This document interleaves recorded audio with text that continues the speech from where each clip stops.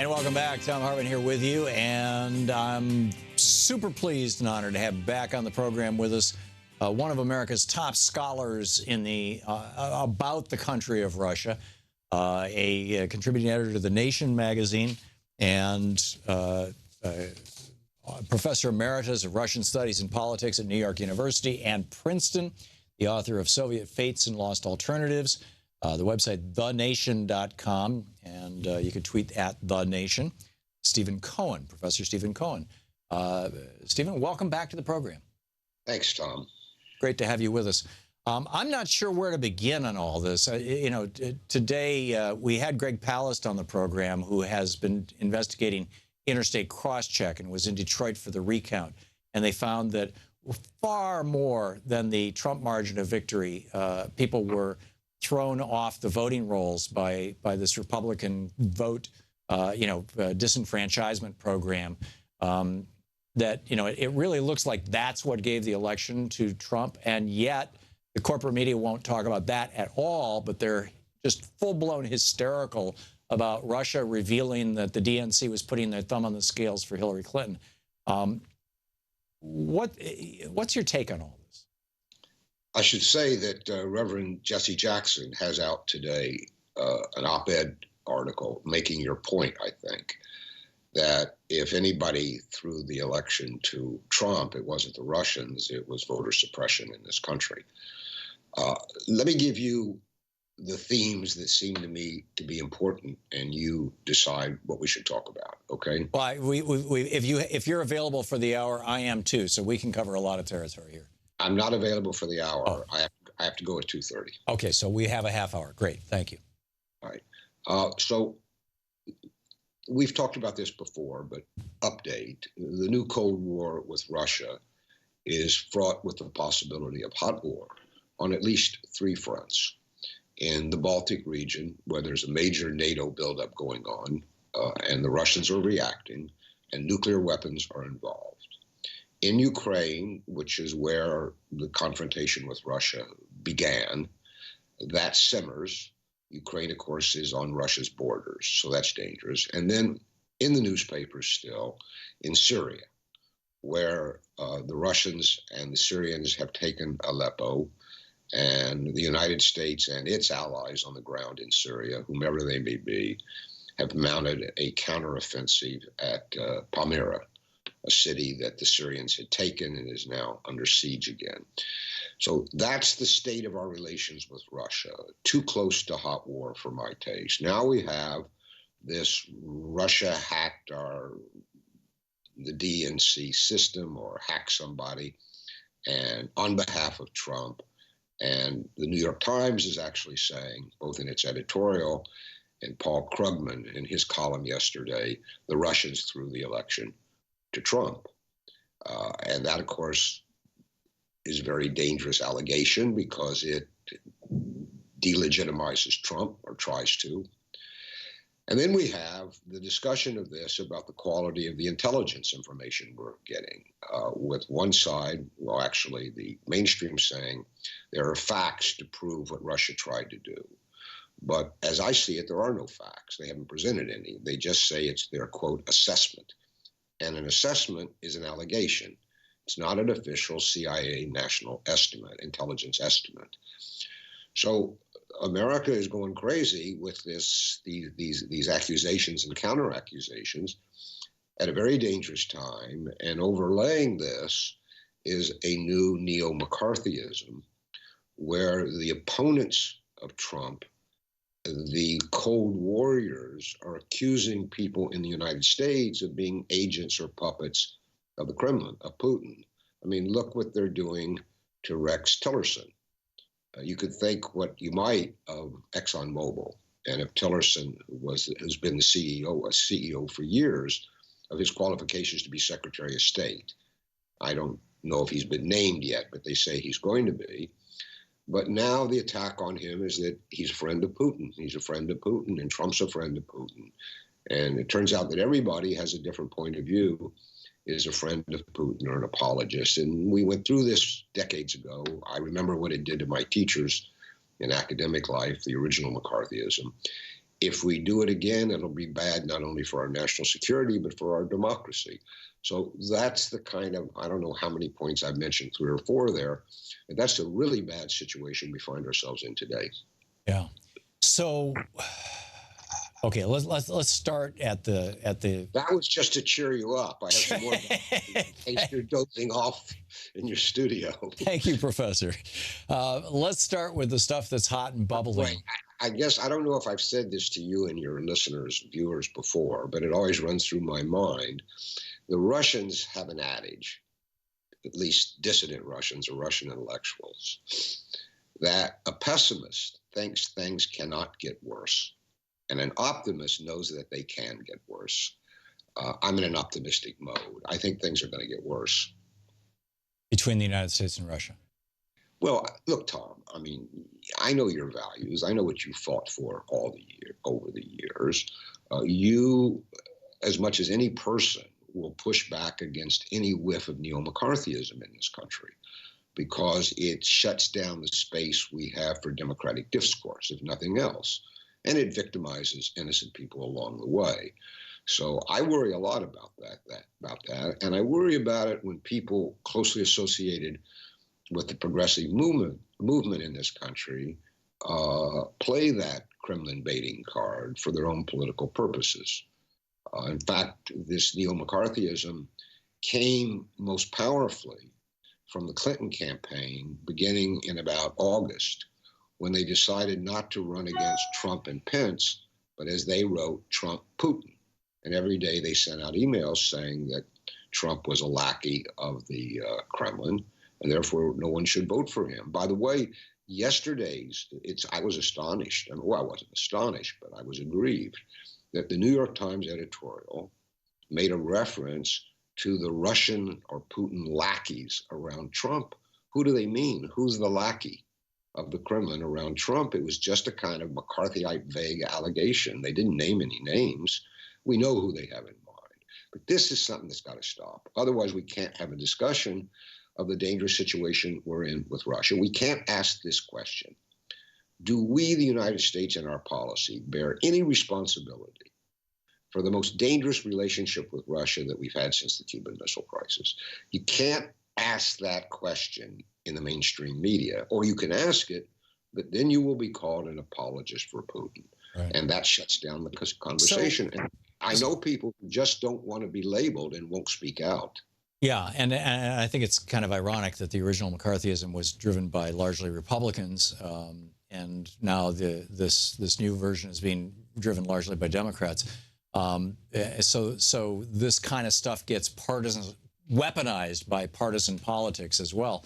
But what if Russia actually, either A, some players in Russia who might have been hired by somebody on the Trump team or might have just been, independent actors, or B, independent players or even state players in Russia at the behest of the Russian government actually did hack John Podesta and hack the DNC and reveal the fact that they were putting their thumb on the scales against Bernie, which caused a lot of, arguably a lot of progressives to say, well, I've lost my enthusiasm and I'm not going to turn out to vote. I mean, I think you could make an argument that might have, if it wasn't the thing that cost Hillary the election, it certainly was a factor.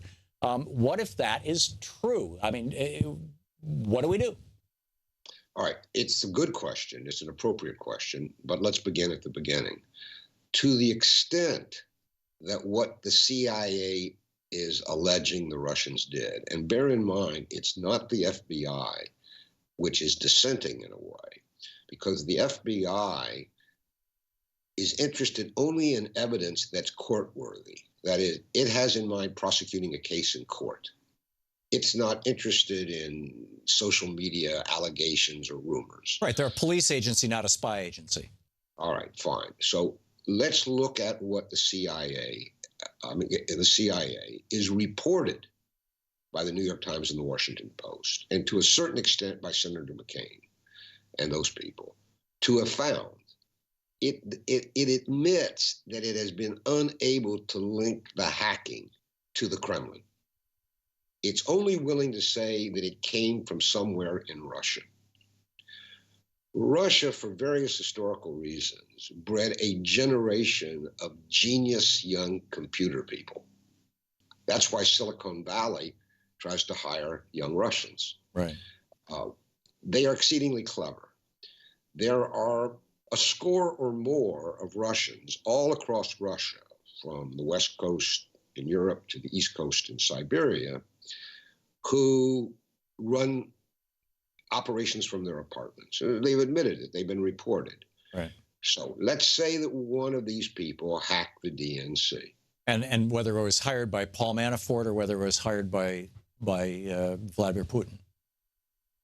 Let's just say they hacked. Okay. And they made their information available.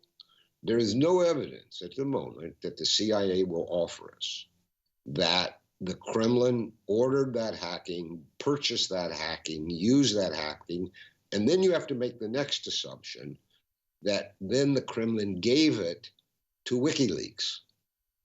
Which WikiLeaks denies. Which it denies. So there's another, you use the expression, what if. There are too many what ifs for us to go into full Cold War mode here, or to try to stop Trump from becoming president, which is, of course, the first motivation of the people who are banging this drum here. The second being to make him an illegitimate president when he takes office. So what would be the Kremlin's motivations? Now, it's said that the motivation is if the Kremlin was involved. And again, there are not facts, or at least not facts they've given to Thom Hartmann or Stephen Cohen. They may have them, let them produce them, but they haven't given to a yes. Why would Putin or the Kremlin do this? Well, it's said that they very much wanted Trump to be president. In my reading of the discussion of the American election during the campaign, in and around the Kremlin, some serious people in that arena had serious misgivings about Trump. They thought he was a whack case. Yeah. And Russians are very conservative about their national security. So there was a debate in the Kremlin. Who would be better for Russian national security? The known anti-Russian hawk, Mrs. Clinton, whom we've known for decades. We understand her. We know what she's about. Or this guy Trump, who is terrifically flamboyant and says he wants to work with us, but who and what is he and what would he do? So there was no consensus in the Kremlin. The second motive attributed, and this is very important, Tom, to Putin, is that he wants to destabilize Western democracy. This is a misinformed opinion about what kind of leadership Putin is pursuing in Russia. He came to power to rebuild a Russian state that had collapsed, literally collapsed twice in the 20th century, in 1917, 1991. His pledge to the nation is, I will rebuild Russia so that we will be prosperous. And I will rebuild it in a way it will never collapse again. And for this, we need partners in the West. This was his big thing. We need the West to help us in several regards. We need Western financing, we need Western technology, and we need Western national nuclear security. He had in mind primarily Europe, but the United States in terms of national security. So why would Putin set out to destabilize or create chaos in the countries on whom he was counted to be his partners in rebuilding Russia? Yeah, it makes absolutely no sense. We're talking with Professor Stephen Cohen, contributing editor to The Nation, Professor Emeritus of Russian Studies and Politics at New York University and Princeton, the author of Soviet Fates and Lost Alternatives. You can read about it at thenation.com. Stick around. And welcome back, Professor Cohen. So you were saying? Well, we have neither facts, they haven't been produced for us in this country, nor logic based on what I'm pretty sure I know about Putin's leadership inside Russia to support this frenzy of Kremlin baiting that's going on in this country, which is very bad. Now, let me just add one point, and then you go where you want us to go. Everyone is calling for an investigation of the alleged Russian hacking during our election. I mean, from left to right, and I add my voice to that. We should have an investigation. But I seriously doubt that we can have an objective investigation for several reasons. First of all, the people in charge of the investigation would be strongly influenced by, if not headed by, Senator John McCain. McCain said the other day, really a disgraceful statement, that Putin is a bully, a thug, and a murderer. He went on to say that he knew Putin had murdered the Russian opposition leader Boris Nemtsov. Those statements by McCain are actually false statements. But McCain added, and McCain's a powerful man, that anybody who disagrees with him is a liar. Therefore, I'm a liar. I'm discredited from the beginning. So that's the quality of the discourse that's going to influence any investigation that's centered in the Congress. Secondly, the CIA is going to come forward and say, well, we can't tell you what we really know, all we really know, but because it would divulge the way we spy on Russia. You know, if they've tapped into Russian cell phones or into the Kremlin website or into whatever they've done. We know this. Take our word for it. And that's what they've done. They've said, by the way, to use their formulation, the intelligence agencies, and they're divided themselves. We are highly confident that the Russians did all this based on our understanding of Russian motivations. Well, my analysis of your intentions, Thom, your motivations is speculation. I'm speculating what's in your mind. Mm-hmm. Without facts, I can't prove you did anything or intend to. So instead of facts, they're saying they know Russian motivations. I think that will be the premise of any investigation. And thirdly, they will call so-called witnesses. You know how Congress calls witnesses to testify. Mm-hmm.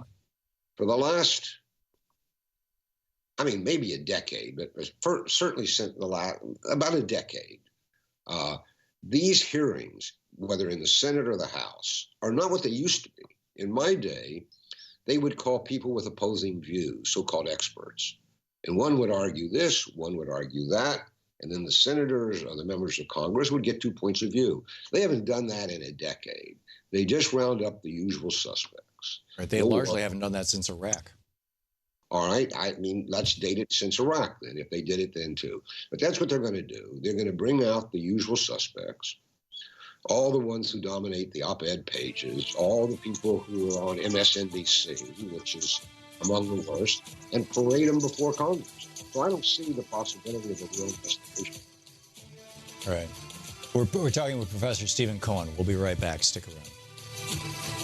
Welcome back. Professor Stephen Cohen is with us. And Professor, due to the vagaries of hard clocks, we have about 50 seconds. You want to summarize your point?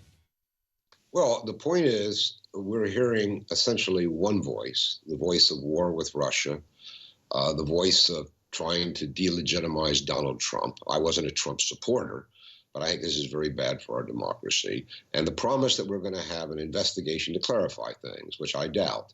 So I would simply suggest that if whoever's running this operation is serious about hearing alternative voices, there are plenty of them out there.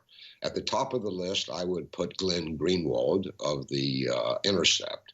He's written absolutely brilliant and courageous articles exposing this nonsense. But there are others. There's Cy Hirsch, the investigative reporter. There's Robert Perry at Consortium News, who checks the press every day for falsehoods. There are a lot of people who know a lot and who could give it a different point of view. But this will be a very select hearing, and probably to no good end. Fascinating stuff. Professor Cohen, thank you so much for being with us.